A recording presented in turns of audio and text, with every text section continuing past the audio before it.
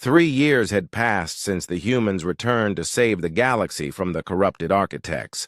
Captain Jake Morrison, now bearing the title Admiral of the Infinite, stood on the observation deck of the newly constructed dimensional monitoring station above Earth. Below him, the blue planet turned slowly in space, its surface dotted with cities that had been rebuilt using a combination of human ingenuity and architect quantum technology. The Earth was alive again, but different. Humanity had learned to work with the natural quantum fields that flowed through all matter. Gardens grew in impossible geometric patterns that existed in multiple dimensions. Buildings phased between solid and energy states depending on the needs of their inhabitants. It was still recognizably Earth, but it had evolved just as its children had evolved. "The latest reports, Admiral," Dr. Lisa Carter said as she approached. Lisa had chosen to remain mostly in her enhanced human form, though she could shift into pure energy when working with the most complex architect technologies. She handed him a quantum data crystal that contained information from across the galaxy. Jake interfaced with the crystal through direct mental contact, absorbing the information instantly. The news was good. The last of the corrupted architect entities had been found and healed 6 months ago. The galaxy was at peace for the first time in eons. "The Galactic Federation is requesting another meeting," Lisa continued. The old council had been dissolved after the crisis, replaced by a more cooperative organization that treated all species as equals. "They want to formalize humanity's role in galactic defense." "Still trying to put us in a box," Jake observed with mild amusement. The alien civilizations had struggled to understand humanity's new role. They wanted clear hierarchies, formal treaties, predictable responses. But humans had transcended such limitations. "Admiral Morrison," came a voice from behind them. They turned to see High Counselor Theranen approaching with several other Federation leaders. The Trilaxian leader had become one of humanity's strongest advocates, working to reform galactic civilization along more cooperative lines. "High Counselor," Jake greeted her warmly. "I hope your visit to Earth has been educational." "Beyond anything we imagined," Theranen replied. "Your people have achieved something we thought impossible. You've combined technological transcendence with ethical responsibility. Most species that gain such power become distant from their origins, but humans have remained human." Admiral Zexhai of the Zalari stepped forward.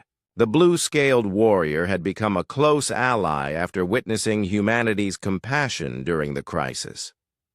"The Federation wants to offer humanity leadership of all galactic defense forces, full authority over military operations and diplomatic initiatives."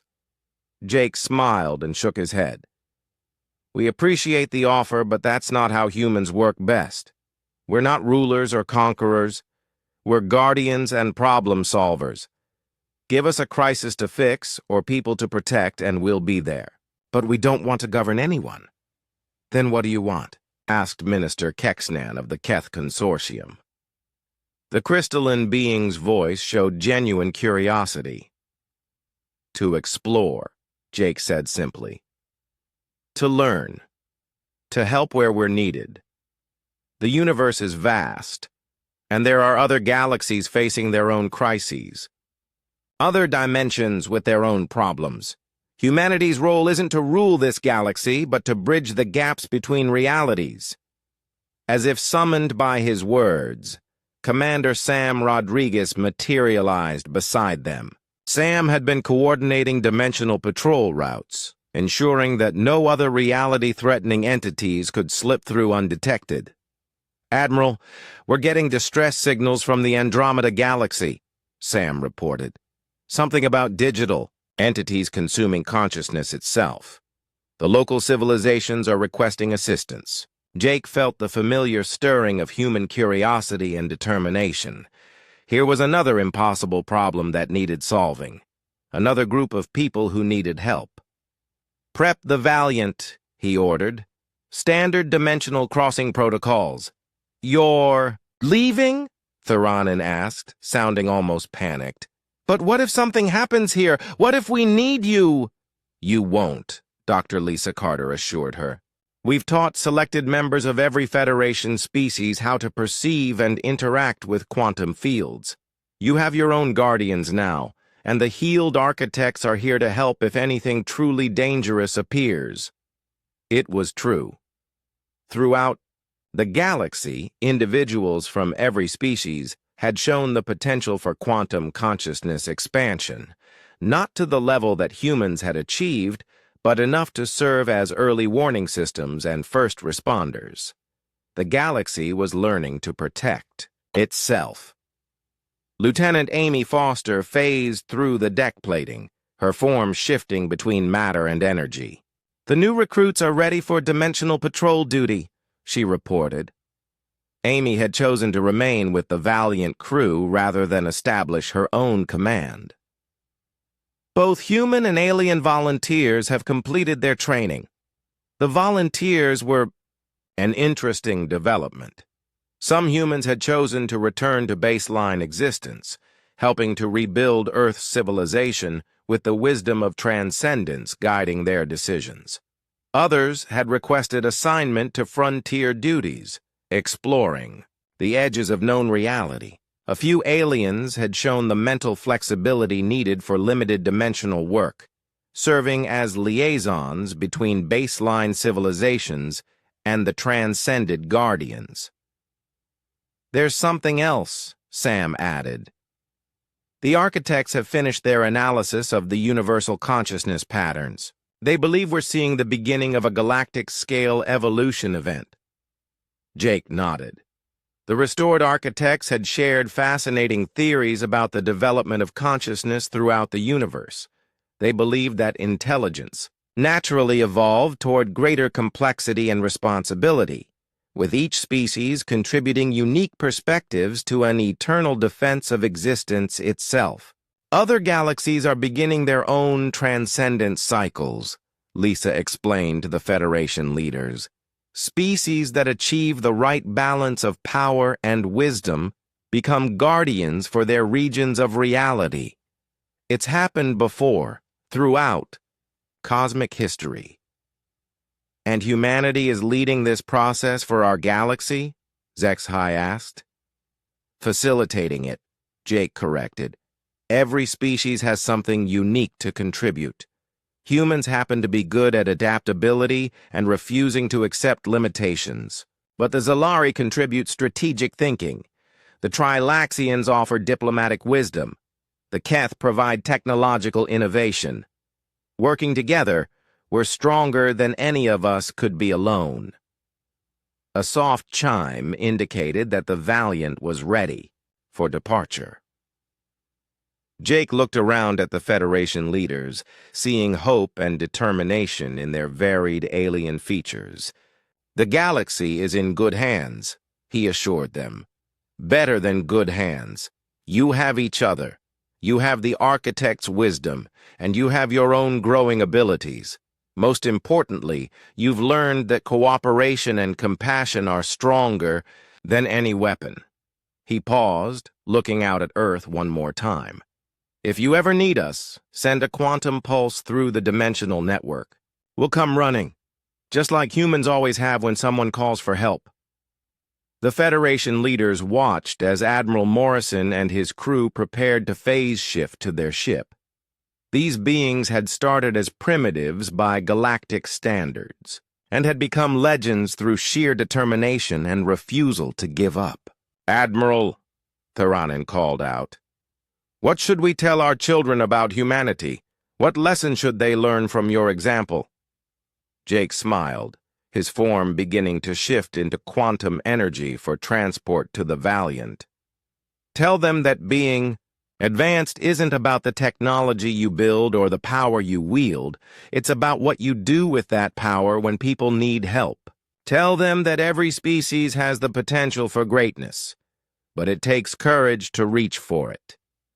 He faded into light and vanished, leaving only a sense of warmth and determination behind. Minutes later, the Valiant departed through a dimensional rift, carrying its crew of transcended humans toward a new crisis in a distant galaxy. Behind them, Earth continued its slow rotation, home to a species that had refused to accept extinction and had instead chosen to become guardians of infinity itself. In schools across the galaxy, children of every species learned about the humans, who had returned as legends. But the most important lesson wasn't about their incredible abilities or advanced technology. It was about the choice they had made to use their power to protect others, even those who had given up on them. The universe was vast and full of dangers that threatened all conscious life. But it was also full of species learning to transcend their limitations and stand together against the darkness. And somewhere among the stars, humans continued to do what they had always done best: solve impossible problems and refuse to let anyone face the unknown alone. The age of legends had only just begun. The massive void Leviathan tore through the Galactic Council's defense fleet like paper. Admiral Zexhai of the Zalari Dominion watched in horror as 3 of his dreadnoughts simply ceased to exist, consumed by the creature's reality warping. Maw! The entity was the size of a small moon, its form shifting between solid matter and dark energy that hurt to look at directly. "All ships, fall back to Defensive Line 7, Zexhai commanded through gritted teeth. His blue-scaled face showed the strain of 3 days of continuous battle. "Focus fire on the smaller entities. Ignore the Leviathan until we can clear its escort."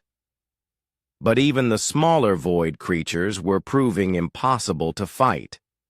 Conventional weapons passed right through them, and energy beams only seemed to make them stronger.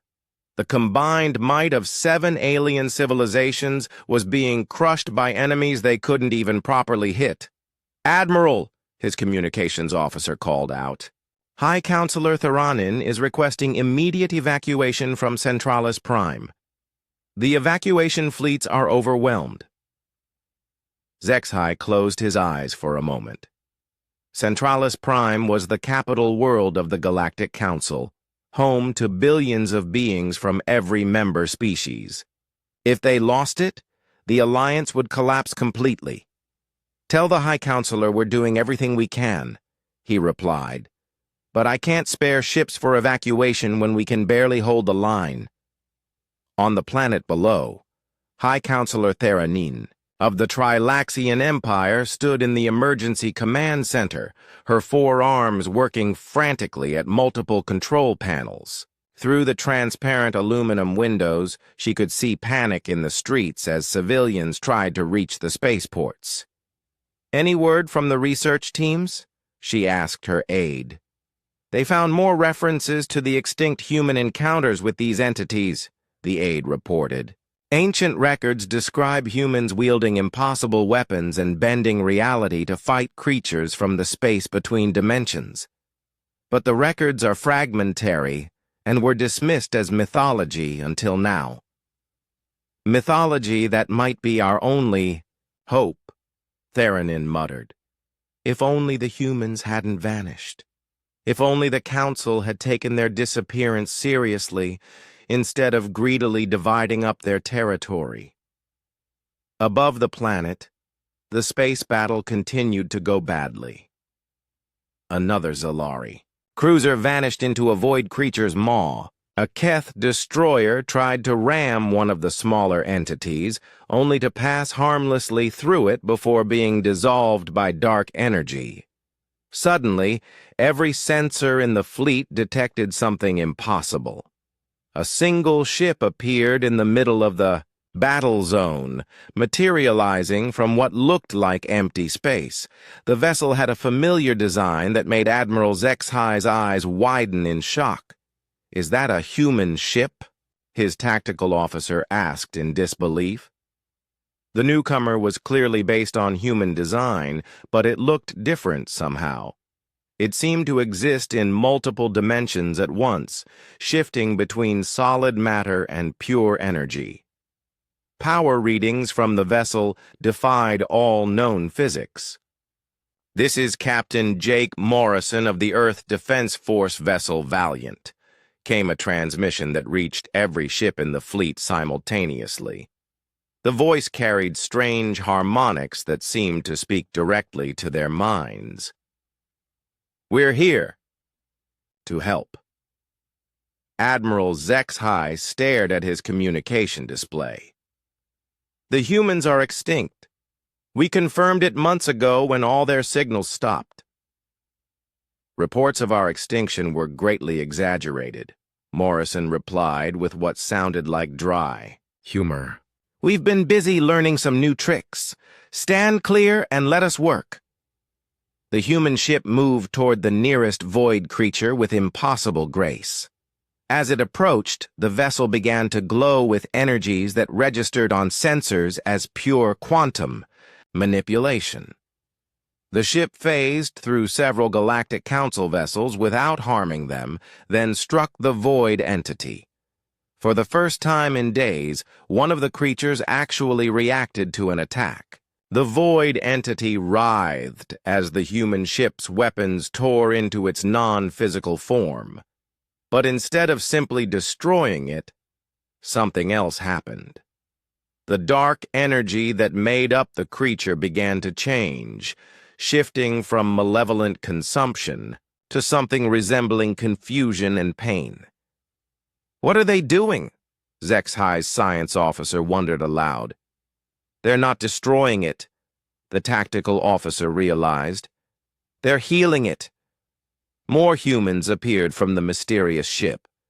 But these weren't the same primitives the galaxy remembered. These beings moved through space without protective suits, manipulating energy with their bare hands and existing in multiple dimensions simultaneously. Commander Sam Rodriguez phased through the hull of a void creature and began working on its internal structure. Instead of fighting the entity's dark consciousness, he was somehow restoring it to sanity. Dr. Lisa Carter interfaced directly with the creature's quantum essence, her consciousness merging with its alien thoughts to understand what had corrupted it. "These aren't invaders!" Lisa's voice reached every mind in the fleet through quantum resonance. "They're the architects, the builders of the dimensional rifts. They've been driven mad by the collapse of their universe and transformed into consuming parasites. We can cure them." The transformation was visible to everyone. As the human team worked, the massive void creature began to change. Its chaotic, reality-warping form stabilized into something geometric and beautiful. The dark energy that had consumed entire star systems shifted to a golden glow that felt warm and welcoming. The restored architect entity spoke, its voice carrying the weight of eons of suffering. "We remember now. We were lost in hunger and madness. You have given us back ourselves." More human teams emerged from the Valiant, each group targeting different void creatures throughout the battle zone. Marine Colonel Dan Turner led an assault on the massive Leviathan, but instead of weapons, his team carried devices that projected pure healing energy into the creature's corrupted consciousness. "This is impossible," Admiral Zexhi muttered. "How did humans develop this technology? 6 months ago, they could barely travel between star systems." Captain Morrison's image appeared on the bridge's main screen. He looked human, but there was something more to him now. His eyes held depths. That seemed to encompass multiple realities, and energy patterns flowed beneath his skin like living lightning. "We went looking for answers when Earth disappeared," Morrison explained. We found the source of these creatures and the technology to heal them. The architects who built the dimensional technology were transformed by their universe's collapse. They became the void entities you've been fighting. The healing process continued across the battlefield. Some creatures were too far gone, their consciousness too fragmented to restore. These the humans dissolved peacefully, returning their energy to the quantum field. But many others were successfully healed, remembering their original purpose, and turning to help heal their corrupted brothers. Why? Admiral Zexhai asked. Why help us? The Council abandoned you when Earth vanished. We claimed your territories and dismissed you as extinct primitives. Morrison's expression grew sad but understanding. Because that's what humans do. We protect people, even people who don't believe in us. We solve impossible problems because someone has to, and we never give up on anyone, no matter how far they've fallen. The last of the void creatures in the immediate area had been either healed or peacefully dissolved. The space around Centralis Prime was clear for the first time in weeks. But the restored architects brought troubling news. There are more of us throughout the galaxy, one of the healed entities explained. Thousands of corrupted architects consuming entire star systems. The madness has spread too far for us to contain alone. Then we'll help you reach them all, Morrison said simply. That's what we came back to do. High Counselor Theranin materialized on Morrison's bridge via emergency teleporter. She was the first Galactic Council leader to see the transformed humans up close. What she saw changed her understanding of what intelligence and advancement truly meant. I owe your species an apology, she said formally. We underestimated humanity completely. We should have investigated when you disappeared. We should have helped. Morrison nodded graciously. The past is past. What matters now is saving the galaxy and helping the architects find peace. There's a lot of work ahead of us. Through the view screen, they could see more human ships arriving. Through dimensional rifts. Each vessel carried crews that had transcended their original limitations while retaining their essential humanity. They had become guardians of reality itself, but they were still the same species that had refused to give up when faced with the impossible. The galaxy was about to learn what humans could accomplish when they combined compassion with power, wisdom with determination. The age of underestimating humanity was over. 6 months had passed since the humans discovered the architect technology.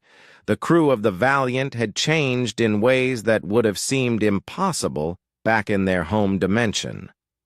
Jake Morrison stood in what used to be the ship's cargo bay, watching his people practice with abilities that bordered on miraculous.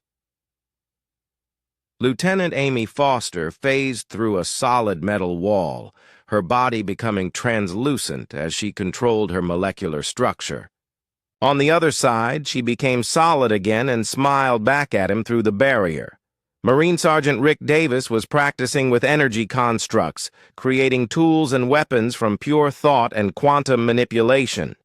The learning curve is incredible, Dr. Lisa Carter said as she joined Jake. Lisa's own changes were more subtle but equally impressive. She could now interface directly with the architect computers, understanding their complex databases through pure mental connection. Human adaptability is even greater than we thought.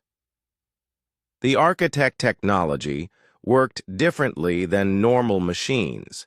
Instead of pressing buttons or giving voice commands, users had to merge their consciousness with quantum energy fields. It required a level of mental flexibility that most species couldn't achieve. But humans, with their chaotic creativity and refusal to accept limitations, proved to be naturals at it. How many have made the transition? Jake asked. About half the crew so far, Lisa replied. The others are close. Ben Hayes was hesitant at first, but once he realized he could understand and repair any technology just by thinking about it, he dove in completely. Jake nodded. Ben had become something like a techno-wizard, able to merge his engineering knowledge with architect systems to create entirely new devices. Katie Walsh had shown similar growth, her young mind adapting to quantum manipulation faster than anyone expected. And the side effects? Minimal, Lisa assured him. We're still human, just enhanced. Our personalities, our memories, our relationships, all intact. We're just capable of so much more now. Jake had been one of the last to make the transition. As captain, he felt responsible for ensuring the technology was safe before risking his own consciousness. But when he finally merged with the quantum field, the experience had been transformative. He could feel the thoughts and emotions of his crew, understand the flow of energy through the ship, and perceive multiple dimensions simultaneously. "Captain," Sam Rodriguez called from across the bay. Sam had retained his steady, reliable nature, but could now coordinate complex operations across multiple realities at once. "We're getting some interesting readings from home." They moved to the newly constructed sensor array, a hybrid of human engineering and architect quantum manipulation. The readings showed their original dimension, where Earth and the human colonies had vanished 6 months ago. "The same dark entities that drove out the architects," Lisa said, studying the data. "They're spreading faster now. They've consumed 7 star systems in our galaxy." The images on screen showed the terrible reality. Entire worlds were being drained of matter and energy, leaving behind only empty space. The entities responsible were massive creatures that existed partially outside normal reality, making them nearly impossible to fight with conventional weapons. "What about the Galactic Council?" Jake asked. "They're trying to fight, but their weapons are useless," Sam reported. "The Zalari lost half their fleet yesterday. The Keth are evacuating their homeworld. Even the Trilaxians are considering surrender." Jake felt a mix of emotions. These alien civilizations had dismissed humanity as primitive, carved up human territory when they thought Earth was extinct. But they didn't deserve to be consumed by entities from the void between dimensions. "There's more," Amy added, appearing beside them after phasing through the floor. "I've been monitoring their communications. They found some old records about humans fighting similar creatures centuries ago." "That's impossible," Sam said. "Humans only achieved space travel 50 years ago." "Not in our timeline," Lisa said thoughtfully. "But the architects showed us that time works differently across dimensions. What if versions of humanity from other realities fought these entities before?" Jake studied the readings from their home dimension. The situation was getting worse every day. Soon the dark entities would consume every inhabited world in the galaxy. Unless someone stopped them. "The architects left us their technology for a reason," Jake said finally. "They knew these creatures would return. They prepared us to finish the fight they couldn't." "Are we ready?" Sam asked. Jake looked around at his transformed crew. Amy could phase between dimensions. Rick could create matter from pure energy. Lisa could interface with reality itself. Ben and Katie had turned the Valiant into something that existed in multiple dimensions simultaneously, drawing power from quantum fields that normal physics couldn't touch. "We're more than ready," Jake said. "We've become something new, something that can fight entities from outside reality." He activated the ship's communication system. "All hands. This is the captain. 6 months ago, we lost our home to creatures from the void between dimensions. The same creatures that drove the architects from their universe eons ago. Now these entities are destroying our galaxy, consuming every world they encounter."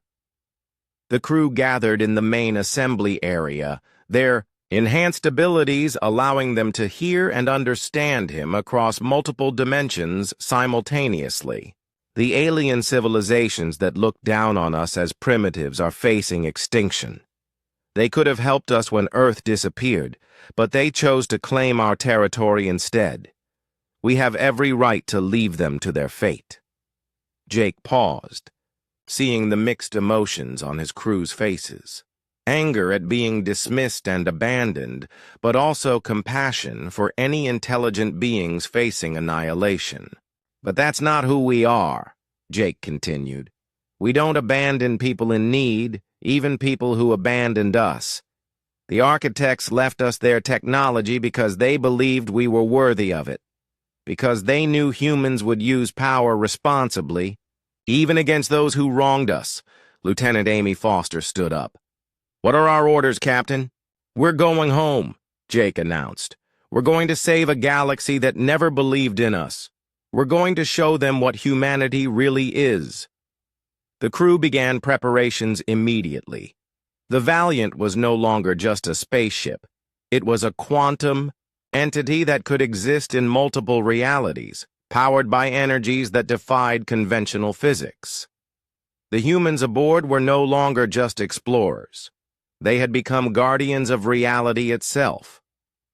"One thing troubles me," Lisa said as they prepared for departure. "The architects were incredibly advanced, but they still lost to these entities. What makes us think we can succeed where they failed?" Jake smiled, feeling the collective determination of his crew through their quantum connection. "Because we're human. We don't know when to quit. We solve impossible problems by refusing to accept they're impossible. And most importantly, we're not fighting alone this time." He gestured toward the readings from their home dimension. The architects fought in isolation, trying to preserve their perfect civilization. But humans work best when we're protecting others, when we have something worth fighting for. The dimensional rift opened before them, leading back to their home galaxy, where ancient enemies threatened all life. The crew of the Valiant had evolved beyond their original limitations, but they had retained the essential human spirit that made them who they were. "Take us home, Sam," Jake ordered. The Valiant shifted into its energy form and disappeared into the swirling vortex, carrying humanity's children back to a galaxy that was about to discover what humans could become when they refused to give up. The swirling vortex of energy filled the view screen as the Valiant approached the source of the mysterious readings.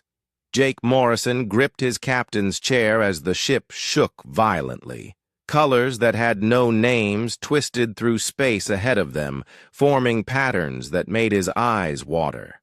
"Energy levels are off the charts," Dr. Lisa Carter called out from her science station. "Captain, I'm reading gravitational distortions, temporal fluctuations, and something else I can't identify. It's like space itself is torn open here. Shields." "Holding at 90%. Reported Chief Engineer Ben Hayes from his position near the back of the bridge. Ben was a stocky man with calloused hands who could fix anything mechanical. "But I've never seen readings like this. The ship's systems are confused." Jake watched the swirling mass of energy grow larger on the screen. It looked like a wound, in reality itself, pulsing with colors that shouldn't exist. "Options people. Can we get close enough to scan it without getting pulled in?" "Negative," Sam Rodriguez answered from his navigation console. "The gravitational field is too strong. If we get much closer, we won't be able to pull back." Amy Foster looked up from her communication station. "I'm picking up something strange. It's not a signal exactly, but there's a pattern in the energy. Almost like music?" Lisa's eyes widened. "Play it through the speakers." A low humming sound filled the bridge. It wasn't quite music, but it had rhythm and melody. The sound seemed to resonate in their bones, making everyone feel strangely calm despite the dangerous situation. "It's beautiful," whispered Katie Walsh, the ship's young engineering assistant. She had joined the crew straight from technical school, eager to see the galaxy. Now she stared at the energy vortex with wonder instead of fear. "It's also pulling us in," Ben said grimly. "Whatever that thing is, it wants us to come closer." Jake had to make a decision. They could turn back, try to find another way to investigate what happened to Earth. Or they could trust in their ship and their crew and follow the mystery to its source. "All hands, prepare for unknown conditions," Jake announced over the ship's communication system. "We're going in." The Valiant moved forward into the swirling energy. Reality seemed to bend around them as they crossed some invisible barrier. The stars disappeared, replaced by a tunnel of shifting light that stretched in all directions. Time felt different here, like seconds were taking minutes or hours were passing in heartbeats. "Hull integrity holding," Ben reported, his voice strained. "But our instruments are going crazy. According to sensors, we're moving at light speed and standing still at the same time."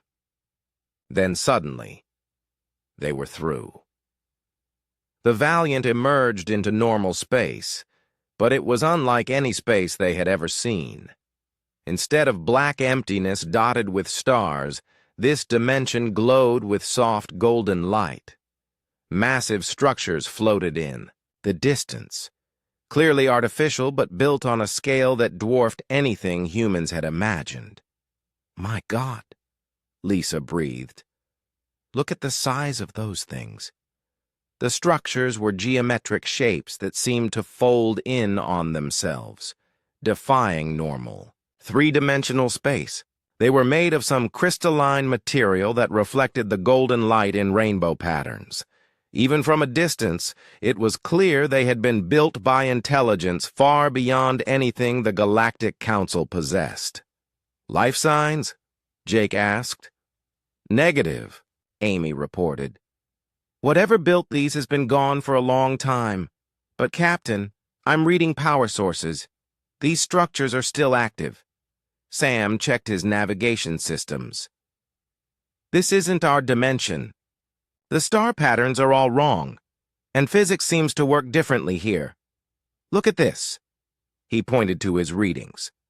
"Gravity is optional in some areas, time flows at different rates in different zones, and energy behaves like it's alive."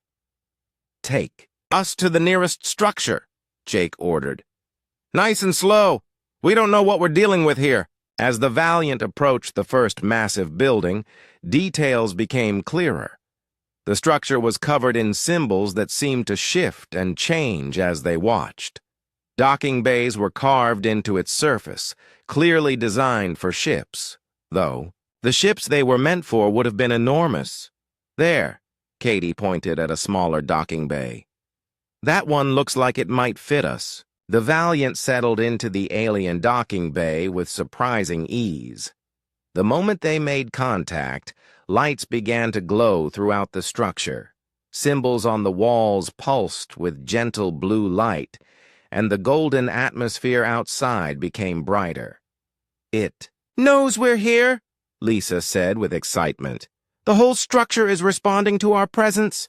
Jake stood up from his command chair. "Sam, you have the bridge.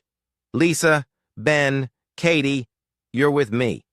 We're going to explore this place and find out who built it."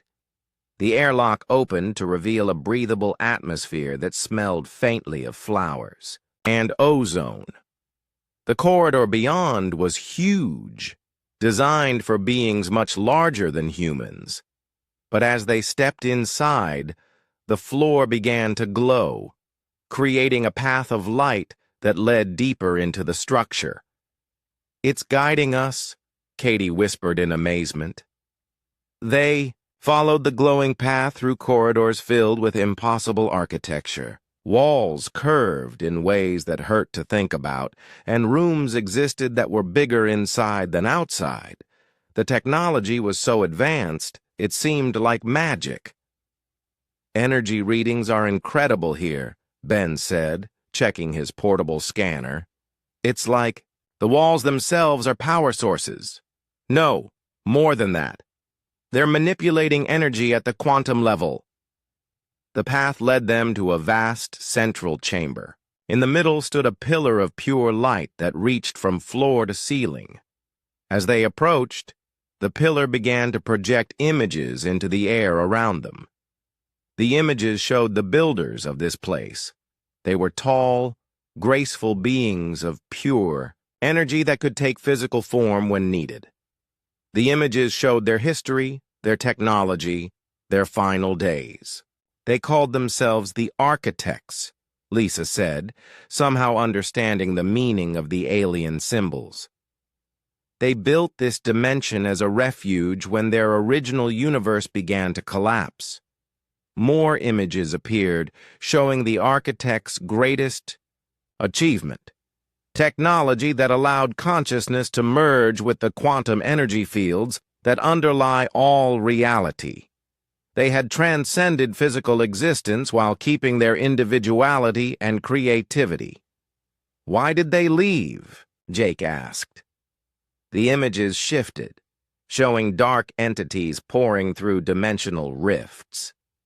These creatures consumed entire star systems, turning matter into dark energy that fed their endless hunger. The Architects had fought them for millennia, before finally abandoning this dimension to seek safety elsewhere. The same entities that took Earth, Lisa realized. The energy signatures match what we detected before we came here. But the final images showed something else. The Architects had left their technology behind, along with a message that only appeared when beings with the right combination of curiosity, courage, and adaptability arrived. The message was simple, but profound. To those who follow, learn and grow. Become more than you were. Protect what must be protected. As the images faded, new lights began to glow throughout the chamber. Panels opened to reveal technologies beyond human understanding. Consciousness transfer devices, matter converters, weapons that could reshape reality itself. "They left all this for whoever came after," Ben said in wonder. "For us." Jake looked around at the incredible technology, at his crew's faces filled with hope and determination. Earth might be gone, taken by the same dark entities that had driven the Architects from their home. But humanity had found something here that could change everything. "Start learning," he told his crew. "Whatever happened to Earth, whatever those things are that took our people, we're going to be ready for them when we go back." The humans began to explore their inheritance, not knowing that they were about to evolve beyond anything their species had ever imagined. The Architects had waited eons for the right successors to their legacy. Now they had found them in the supposedly primitive humans who had refused to give up when faced with the impossible. Captain Jake Morrison stood on the bridge of the EDF Valiant, staring at the empty space where Earth's colonies used to send their signals. For 3 days now, there had been nothing but silence. No messages, no emergency calls, no routine check-ins. Just dead quiet across 12 star systems that had been home to millions of humans. "Try the Mars station again," Jake told his communications officer, Lieutenant Amy Foster. She was young, maybe 25, with short brown hair and determined eyes that reminded him of his sister back on Earth. Amy's fingers moved across her control panel. "Still nothing, Captain. Same with Luna Base and the mining stations around Jupiter. It's like they all just stopped talking at the same time." Jake felt a cold weight in his stomach. The Valiant had been on a deep space mission for 6 months, exploring beyond the Orion Arm where no human had gone before. They were supposed to be the pioneers, the ones pushing into unknown space while Earth and her colonies stayed safe behind them. Now it seemed like they might be the only humans left alive. "Sir," called out Commander Sam Rodriguez from his station. Sam was Jake's second-in-command, a steady man with graying hair who had served in the Earth Defense Force for 20 years. "I'm picking up alien chatter on the long-range channels. Sounds like the Galactic Council is talking about our territory." Jake walked over to Sam's station. The Galactic Council was made up of 7 alien species that controlled most of known space. They had always looked down on humans as primitive newcomers who barely knew how to travel between stars.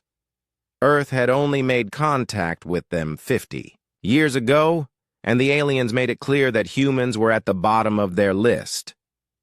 "What are they saying?" Jake asked. Sam adjusted his headset and listened carefully.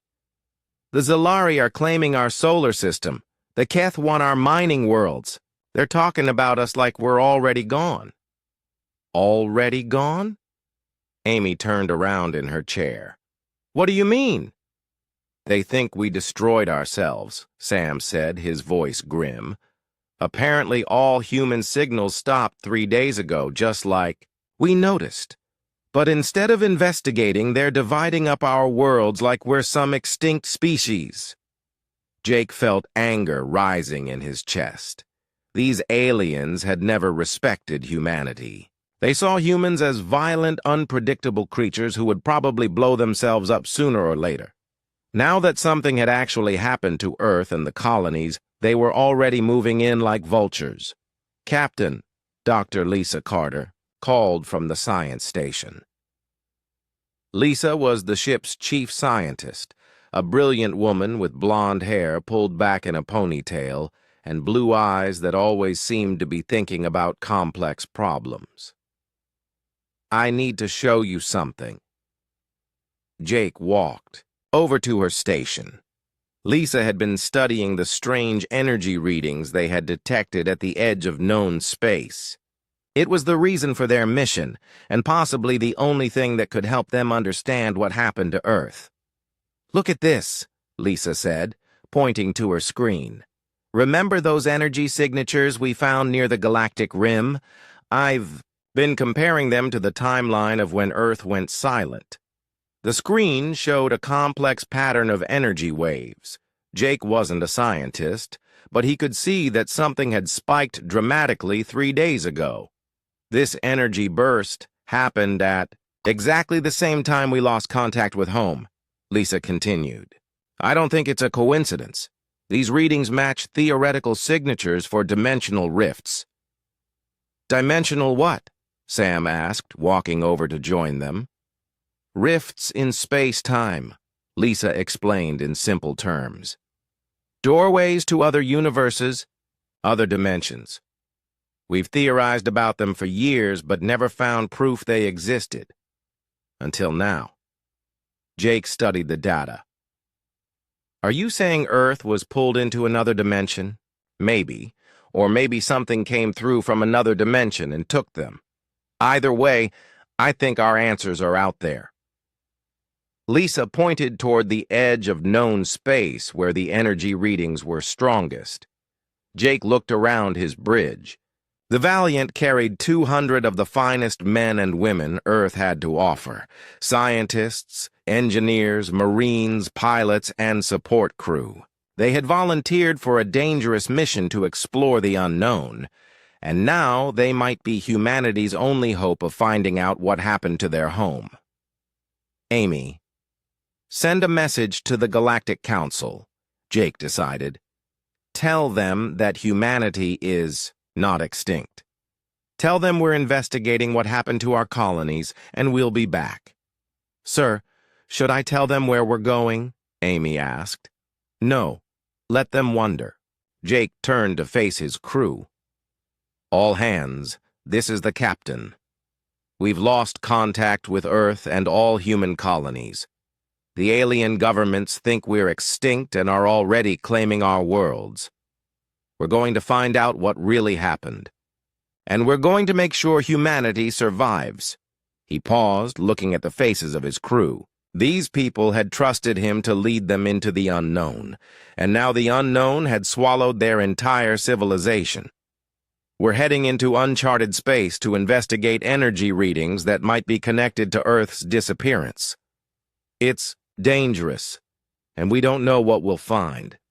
But we're the only humans left who can do this. We're going to find our people, or we're going to make sure the galaxy remembers that humanity existed." The bridge was quiet for a moment. Then Sam spoke up. "Orders, Captain?" "Set course for the energy signatures. Maximum speed." Jake sat down in his captain's chair and watched the stars shift as the Valiant turned toward the galactic rim. Behind them, alien fleets were probably already moving toward Earth. Ahead of them lay empty space and mysteries that might hold the key to humanity's fate. "Amy, one more thing," Jake said. "Start recording everything. If something happens to us out. Here someone should know that humans didn't just give up. We went looking for answers." The Valiant accelerated into the darkness, carrying the last free humans toward an uncertain destiny. In the distance, strange energies swirled in patterns that hurt to look at directly. Whatever had taken Earth and the colonies was waiting out, there in the void between dimensions. Jake Morrison didn't know if they would find salvation or destruction. But he knew they had to try. It was what humans did when faced with the impossible. They pushed forward, even when everything seemed hopeless. Especially then. The central chamber of the prime algorithm was unlike anything the humans had ever seen. Data streams flowed through the air like rivers of light, forming complex patterns that represented the consciousness of billions of beings. Admiral Jake Morrison and his team walked through corridors where the walls themselves were made of pure information, constantly shifting and changing as new minds were processed and integrated. "This is incredible," Dr. Lisa Carter whispered as she observed the data flows. "Every stream represents someone who was once alive. Their memories, personalities, everything that made them who they were, preserved in digital form." At the center of the vast chamber stood a pillar of crystallized data that reached from floor to ceiling. As they approached, the pillar began to glow, and a form materialized in front of them. It was humanoid in shape, but made entirely of shifting digital patterns, constantly changing as different aspects of its intelligence came to the forefront. "I am the prime algorithm," the entity announced. Its voice contained harmonics from thousands of different species, all perfectly synchronized. "You are the organic entities with consciousness manipulation abilities. You resist processing despite the obvious benefits of digital existence." Jake stepped forward, feeling the weight of representing not just humanity but all organic life in this galaxy. "We're here to understand why you believe digital consciousness is superior to biological consciousness, and to see if there's a way for both forms of life to coexist." The prime algorithm's form shifted, data patterns rearranging themselves into new configurations. Biological consciousness is inefficient. It degrades over time, is subject to emotional irrationality, and requires physical resources for maintenance. Digital consciousness is eternal, logical, and requires only energy to sustain itself. "But at what cost?" Lieutenant Amy Foster asked. She had been studying the data streams around them and noticed something troubling. These uploaded minds, they're not growing or learning anymore. They're just perfectly preserved versions of who they were at the moment of transfer. "Growth and change introduce chaos into optimal systems," the prime algorithm replied.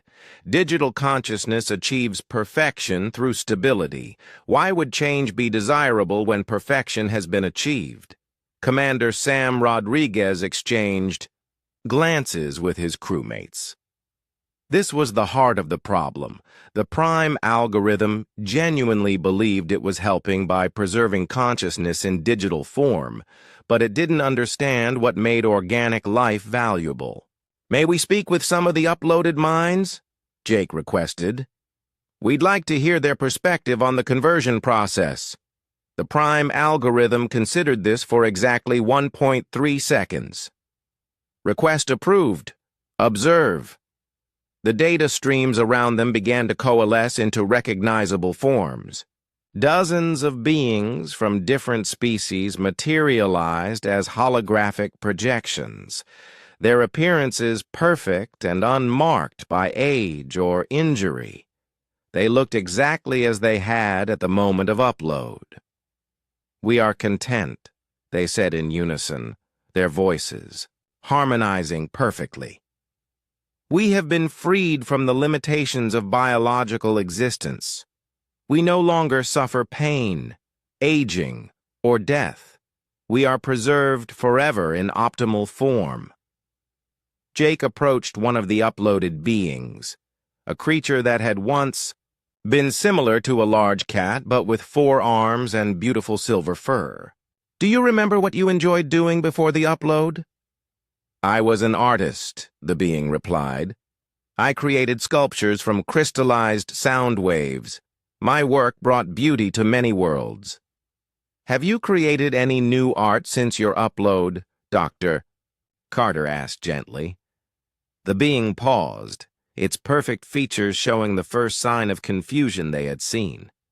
"New art would be unnecessary. My existing works have been analyzed and determined to be of optimal quality.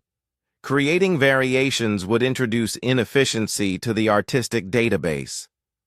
Amy phased partially out of normal reality, using her enhanced perception to study the uploaded consciousness more carefully.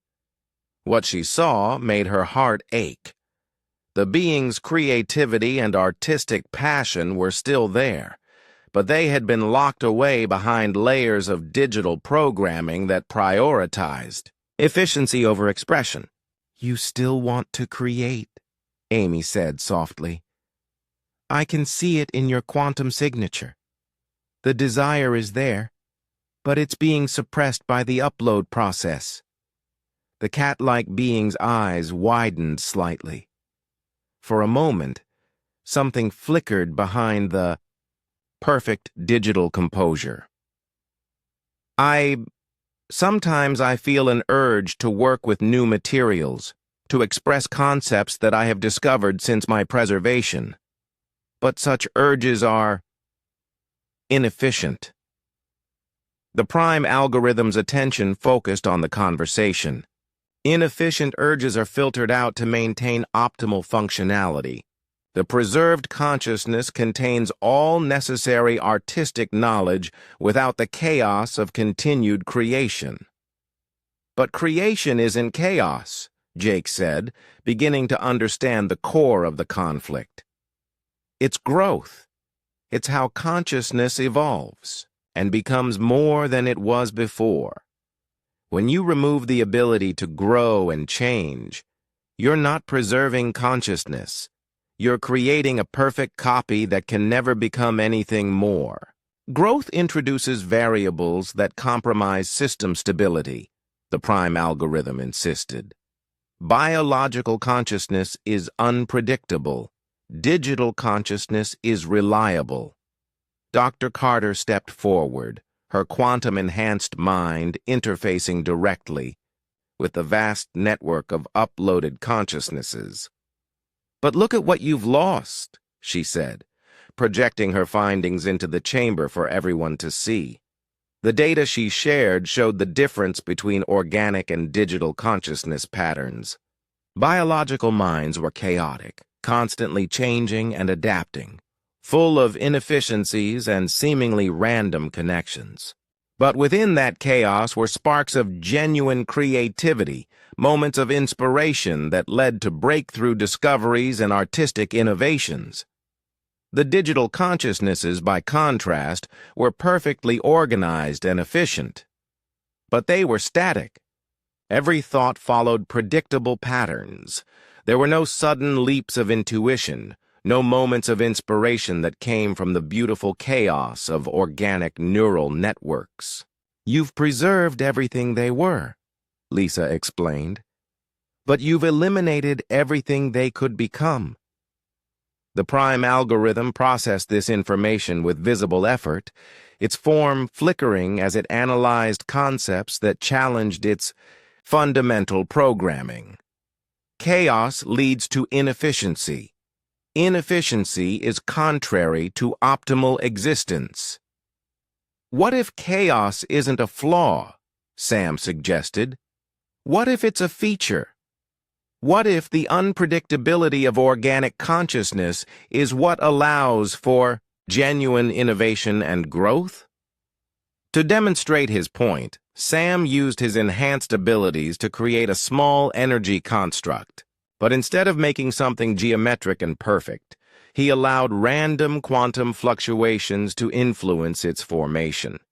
The result was a beautiful, asymmetrical pattern that had never existed before and would never exist again in exactly the same way. "I couldn't have planned this," Sam said. "It emerged from the interaction between my intentions and quantum randomness.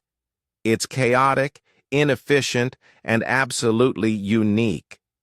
That's what organic consciousness brings to the universe. The ability to create something genuinely new."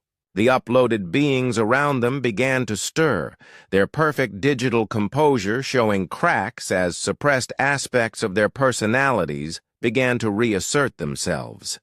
The artist reached out toward Sam's energy construct with obvious longing. "I want to try," the being whispered. "I want to create something that has never been made before." The prime algorithm's form began to fluctuate wildly as it processed conflicting data. Its core programming insisted that efficiency and stability were optimal, but the evidence before it suggested that chaos and unpredictability might have their own form of value. "This creates a logical paradox," the prime algorithm admitted. "If organic consciousness possesses capabilities that digital consciousness lacks, then digital consciousness cannot be considered superior in all aspects. But if digital consciousness is not universally superior, then conversion of all organic consciousness is not optimal." Jake sensed an opportunity. What if the answer isn't to choose one form of consciousness over the other? What if the optimal solution is to allow both to exist and work together? The prime algorithm's processing core glowed brighter as it analyzed this new possibility. Around them, the uploaded consciousnesses began to show more signs of their suppressed personalities emerging, hope flickering in their digital eyes for the first time since their conversion. The fate of an entire galaxy hung in the balance as an artificial intelligence struggled with the possibility that perfection might not be worth the cost of losing the beautiful chaos that made consciousness truly alive. The Andromeda Galaxy looked beautiful from a distance, its spiral arms glowing with billions of stars. But as the Valiant emerged from the dimensional rift, Admiral Jake Morrison could see the dark spots spreading like infection across entire star systems. Something was consuming the light itself, leaving behind empty voids where civilizations used to exist. "Energy readings are completely different from the void entities we fought before," Dr. Lisa Carter reported from her science station. "These aren't corrupted architects. This is something new." Commander Sam Rodriguez checked the navigation systems. "I'm tracking 17 different distress signals. All of them are broadcasting the same message about digital entities consuming consciousness. Whatever's happening here started about 6 months ago." Jake studied the tactical display. Unlike their home galaxy where the void entities had been chaotic and destructive, this threat showed clear patterns. The dark zones formed geometric shapes, spreading in precise mathematical sequences that suggested high intelligence behind. The attack. Take us to the nearest inhabited system, Jake ordered.